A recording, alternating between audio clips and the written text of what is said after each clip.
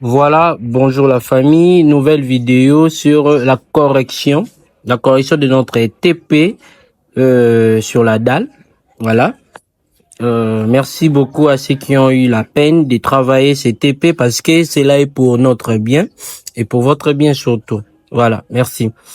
Sans plus tarder, nous allons passer à la résolution du TP. Voilà.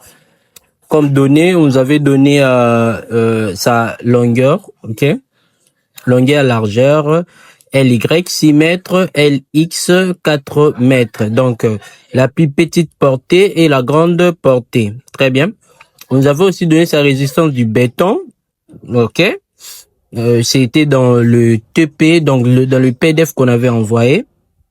Et c'était des 25 multiplié par 10 exposant 3 kilonewtons. OK.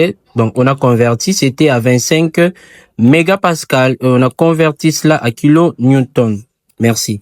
Comme inconnu, on avait demandé de trouver ici, l'épaisseur de la dalle et de trouver aussi les armatures. Voilà. Solution. Mais attention, il y a un note à B, non? Donc, notez bien. On nous dit ici, attention, en génie civil, il n'y a pas de solution unique. Donc, cela veut dire, ce que nous allons trouver ici comme solution, ça sera pas une solution unique ou une solution universelle. Non, non, non. Car on peut trouver beaucoup de solutions et qui respectent les normes du génie civil. Donc, c'est un peu ça. Vous pouvez au moins trouver 10 résolutions, mais si ces 10 résolutions part de même avec le principe du génie civil ou soit du norme auquel vous avez utilisé, sachez-les que vous êtes dans le bon. Voilà. Comme ici, nous allons travailler avec le norme des Baël. Et pour ceux qui vont travailler par rapport à l'Aérocode et d'autres normes, et si vous êtes toujours dans les principes et que vous trouvez de bonnes réponses comme il faut selon les normes, et ne vous inquiétez pas, c'est une bonne réponse. Voilà. On doit d'abord trouver l'épaisseur. Voilà. Ceux qui n'ont pas suivi nos précédentes vidéos sur la formation en calcul des structures, je vous prie d'aller suivre parce que nous n'allons pas répéter d'autres détails qu'on a déjà à dispenser ici dans la formation. Voilà. Allez suivre nos vidéos précédentes afin de mieux compléter vos vides. Voilà. LX divisé par 35, H ici c'est l'épaisseur, et après avoir travaillé, on a trouvé 4, notre 4 ici c'est la plus petite portée, 4 divisé par 35, 4 divisé par 25, cela nous a donné 0,11 mètres et 0,16 mètres. D'accord? Donc, c'est en mètres, mais nous devons au moins convertir en centimètres. Alors, vous connaissez déjà comment convertir mètre en centimètres. C'est simple. On a converti à 11 centimètres. Voilà. Et ici, 16 centimètres. Alors, il fallait au moins trouver un nombre qui va satisfaire cette inéquation. Et le nombre qu'on a pu trouver, c'est 14. Ceux qui ont trouvé 14, c'est bon. Ceux qui ont aussi trouvé 12, c'est bon. Voilà, 13 aussi, c'est bon, mais il est préférable de trouver une épaisseur dont c'est un nombre pair. Voilà, ça facilite au moins les calculs ainsi que le métrer. Voilà. H est égal, notre épaisseur est égal à 14 cm, soit 0,14 mètres. Voilà, la charge permanente. Ici aussi, on a eu le temps de expliquer. Déjà dans nos précédentes formations, donc allez suivre nos précédentes vidéos pour compléter vos vides. Voilà, on a la dalle, enduit, maçonnerie et carreaux. Tout ça, on avait expliqué. Vous savez déjà comment prendre l'épaisseur de la dalle et tant d'autres volumes, masse volumique. Ici, il y a un tableau pour ça et cela est dans le PDF. Je vous prie d'aller dans la barre de description pour télécharger ces PDF. Pourquoi? Parce que c'est très bénéfique pour vous et ça vous aide à pouvoir garder vos notes, ok, ou les notes les plus enrichissantes et de pouvoir mieux évoluer aussi. Donc, il y a aussi d'autres détails qui ne sont pas ici dans la vidéo, mais dans le PDF, vous trouverez le détail qu'il faut. Donc, il y a le module 1 et le module 2. Voilà, ainsi de suite. 25, 21, 18, 21. Donc, il faudra au moins prendre cela. Il y a déjà... Donc, chaque élément a au moins sa masse volumique déjà. Voilà.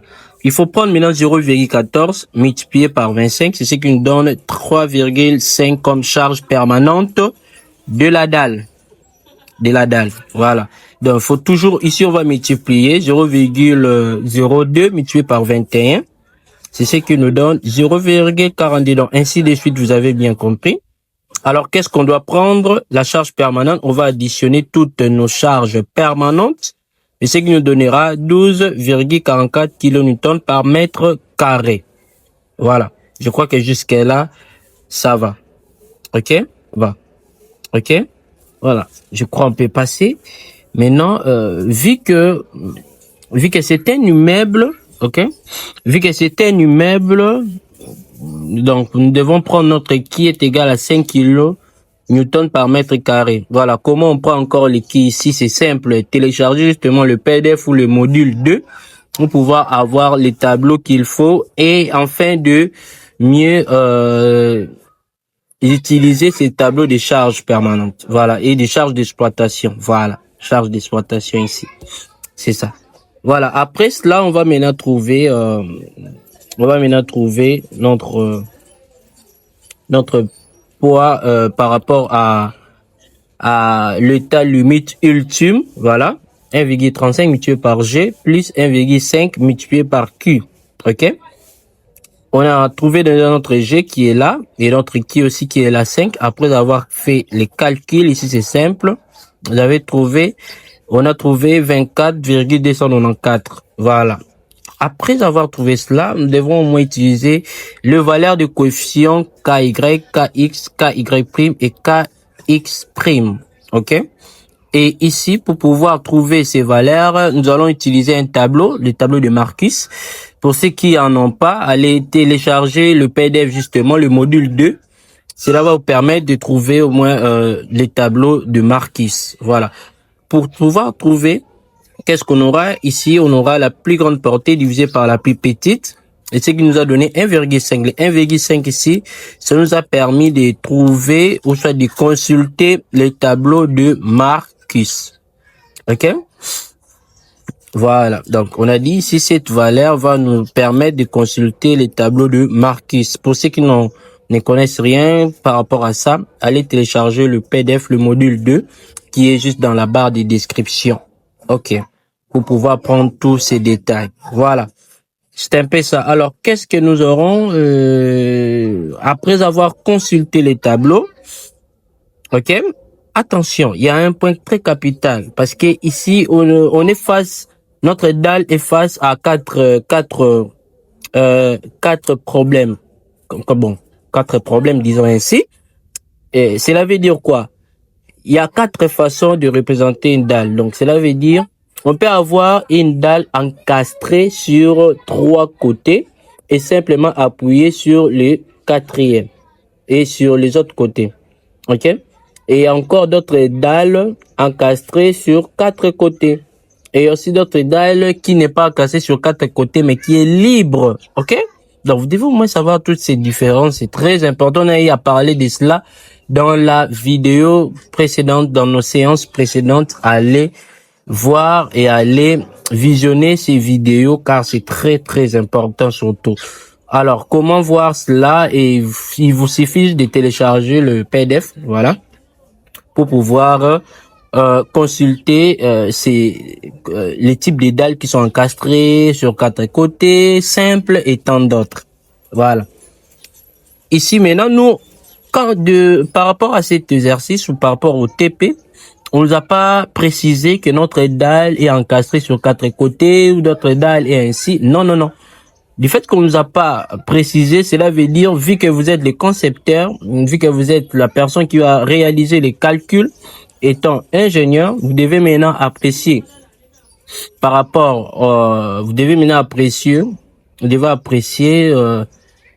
quel type de dalle vous allez utiliser par rapport à ces cas. Cela dépend de vous justement. Hein.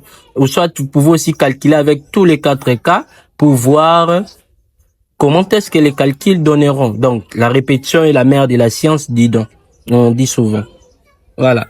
Qu'est-ce que nous aurons? Nous, on a utilisé, admettons, notre dalle sera encastrée sur un côté et simplement appuyé sur les trois autres.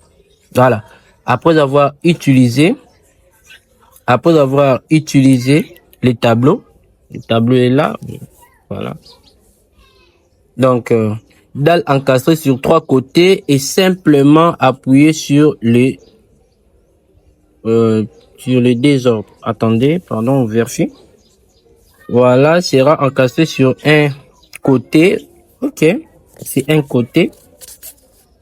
Donc, du fait que c'est un côté, nous devons, voilà, ici, dalle encastrée sur un côté et simplement appuyer sur les trois autres. Voilà, les cas qu'on a pu utiliser. Abac de Marquis Wisner.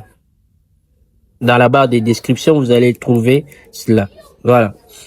Après, notre bêta était de 1,5. On a consulté 1,5. Donc, KX 0,09, 0,052 pour KY. Et il y a KX prime qui est de 0,036. Et le K prime Y est de 0. OK? Voilà. Voilà. Après avoir consulté nos KX, KY, KX prime, K prime X, et KY' égale à 0. Voilà, maintenant, en état limite ultime, voici le formule. Le MX, voilà. Tout ça, on avait déjà donné cela. Et pour ceux qui ont travaillé, ils se donnent pas la peine. Pour ceux ceux-là qui ont travaillé, le TP, ils se retrouvent facilement. Mais ceux-là qui n'ont pas travaillé le TP, je crois que, bon, c'est un petit problème. Retravailler encore le TP car c'est très important. Allez, on a trouvé notre MX qui est de 3,49, notre MY45 et notre MX' qui est de 39,99. Voilà. Beaucoup de gens m'ont demandé cette question. Maintenant, comment on va faire lorsqu'il y a il y a le moment, ok? Il y a deux moments comme ça. Il y a MX et aussi MX'. Qu'est-ce qu'on doit faire? Premièrement, ce que vous devez faire, c'est quoi? Dans ces cas ici, il faut voir par rapport au cas. Notre MX est de 3,49. Vous voyez qu'il est très faible par rapport à notre MXY. Du coup, faut considérer le MXY et le MX'. Parce que le MX' est probable par rapport à MX tout court. Vous voyez un peu ça. C'est comme ça. Et il y a aussi d'autres cas où, pour trouver le moment max, ok, pour trouver le moment max, on additionne. Par exemple, s'il y avait 3,49, ici aussi 2,49, on allait additionner. On allait additionner les deux moments ici, et cela allait nous donner le moment max. Mais pour l'instant, comme moment max, nous allons prendre le MX'. Ok? Parce qu'il a la plus grande valeur par rapport à MX. C'est un peu ça. Voilà. Passons maintenant au calcul d'armature. Ici, on avait aussi travaillé déjà et passé cela. Voilà. Armature entravée, donc par rapport à l'axe des abscisses, qu'est-ce qu'on aura? Le B ici, c'est la largeur de la dalle. On avait aussi expliqué pourquoi est-ce qu'on prend B est égal à 1 mètre. Voilà. Et notre distance, on avait aussi expliqué cela dans le précédent vidéo, le H, le PCR et le A, l'arrombage. Tout ça, on avait expliqué. Le FC28, résistance du béton à 28 jours. Ça aussi, on avait expliqué. Attention, la résistance en compression a été déjà donnée dans le TP. À ne pas oublier. Voilà. D'autres choses, tout ça, on a déjà expliqué dans nos précédentes séances. Section d'armature suivant X. Voilà. Le moment max est égal à 13,9. Moment réduit, il fallait justement remplacer la formule. Vous savez déjà, pour ceux qui ont suivi nos précédentes vidéos, c'est C'est très facile pour eux et ils s'y retrouvent facilement. Voilà. On a pu remplacer tout simplement. Et après cela, on a fait les calculs. Cela nous a donné 0,038. Vous pouvez aussi refaire les calculs et vérifier auprès de vous et vous allez voir que c'est correct. Et si c'est pas correct, veuillez au moins nous signaler. Paramètres de déformation, on a pu aussi trouver notre alpha qui est égal à 0,05.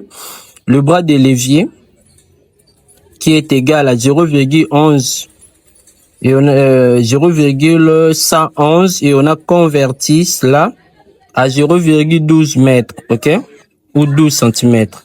Voilà. Après cela, il fallait maintenant trouver la section d'armature. La section d'armature AS. On a aussi la formule, on avait déjà donné toutes ces formules, vous le connaissez très bien. On a remplacé tout simplement et cela nous a donné 0,0034 mètres carrés. Allez, convertir 34 mètres carrés en centimètres carrés. Très simple, 3,4 centimètres carrés parce que 1 mètre carré vaut 10 000 centimètres carrés. Ça, c'est la section théorique. Alors, après avoir consulté notre tableau d'armature, on a pu piocher la section réelle de 3,52 cm² qui est 7 barres de 8. OK? Vous pouvez au moins vérifier. Ceux qui ont les tableaux, vous pouvez vérifier. Ceux qui n'en ont pas, s'il vous plaît, téléchargez le module 2 ou le PDF car les tableaux s'y trouvent là. Voilà. Alors, il fallait au moins travailler l'espacement entre le bar. On doit prendre des 100. Ici, vous savez aussi comment et pourquoi on doit prendre les 100 cm divisé par le nombre de barres qui est 7. Ça donne 14 cm. OK? 14 cm, c'est pour l'espacement entre le bar. Voilà. Après, il fallait trouver l'armature aux appuis, moment max, donc par rapport à l'axe des ordonnées. C'est ce qui nous a donné 45,47 MY. Ici, ça ne change pas. C'est identique. Mais là où ça va changer, c'est ici. Voilà. On va remplacer notre moment max qui est de 45,47. OK? Ce qui nous a donné 0,12 après les calculs. Allez, pour trouver les paramètres de déformation, on a trouvé 0,16. Et le bras de levier nous a donné ici 0,112 et on s'est arrêté à 2 rangs après la virgule, ce qui nous a donné 0,11 mètres ou 11 cm. Voilà. Section d'armature, on a pu remplacer. Et puis, attention, cas spécifique. Ici, on a trouvé 0,00119 mètres carrés. On convertit cela en centimètres carrés. Cela nous a donné 11,9 centimètres carrés. Section théorique. Après avoir consulté, ok? Après avoir consulté, on devait au moins chercher 11,9.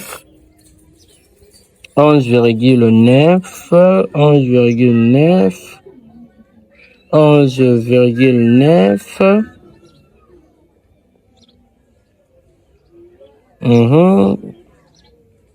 Voilà, il y a 11,40, il n'y a pas 11,9, mais on peut prendre aussi 11,40. Mais avant de prendre, il faut bien vérifier. Ici, d'abord, c'est 3 barres. 3 barres de quel diamètre? De 22 diamètres. Aïe. Bon, ça peut marcher, mais il faudrait aussi voir les coûts et d'autres choses. Alors, c'est bon, mais non. Ça passe pas. Parce qu'ici, il y a au moins 3 nombres de barres. 3 barres. Pourtant, Baël nous indique de prendre déjà 4 barres dans une dalle et que cela soit de diamètre 8 comme barre armature minimale. Mais ici, c'est 3. Bon, non, ça ne passe pas. Voilà. Qu'est-ce que nous pouvons au moins voir? Il y a ici 11. Voilà, 11,31. Oh là là. Il y a d'ailleurs 11,31 vérifions. 11,31, 10 barres. 10 barres de quel diamètre? Voilà. 10 barres de 12. Ah, ça passe. Voilà. On peut prendre ici. Ici, voilà. 11,31 cm². On considère 10 barres de 12. Espacement entre les armatures, 100 cm divisé par 10. 10 ici, c'est le nombre de barres, est égal à 10 cm. OK. Donc, l'espacement sera de 10 cm. Comme solution, ici, on a l'épaisseur de la dalle qui est de 14 cm. Ceux qui ont pu considérer 12 cm, vous êtes aussi dans les bons. Ceux qui ont considéré aussi 13 et 11, vous êtes aussi dans les bons, mais il est préférable et il est conseillé de prendre un épaisseur qui est un nombre pair. C'est plus mieux et ça facilite les calculs et le mesurage. Voilà, c'est un peu ça. Alors, pour les armatures, ici, on a 7 barres de 8 par rapport à l'axe des abscisses et 10 barres de 12 par rapport à l'axe des ordonnées. Voilà, c'est comme ça. Ordonnées, et comme ça, abscisse, donc Y et X. Voilà, c'est un peu ça. Mais vous devez savoir, peu importe vos réponses que vous aurez à donner, parce qu'il n'y a pas de réponse unique ici, mais la section minimale dans une dalle, selon Bael, ne doit pas être inférieure à 4 barres de 8. OK? Donc, cela ne doit pas être inférieur à 4 barres de 8. Et si vous êtes déjà à 4 barres de 8, c'est bon. Au-delà, c'est bon aussi. Mais il faudra aussi voir les coûts parce que quand vous prenez le bar de 8 n'a pas le même prix sur le marché que le bar des 10. Donc, faut voir tout ça en tant qu'ingénieur. Voilà. Merci beaucoup pour la séance d'aujourd'hui. C'est fini pour la dalle. On se prépare pour la séance prochaine et à très bientôt pour la poutre. Merci beaucoup. N'hésitez pas à pouvoir télécharger le module D qui est déjà disponible et le module 3 de la poutre sera disponible très prochainement et à très bientôt. Merci beaucoup.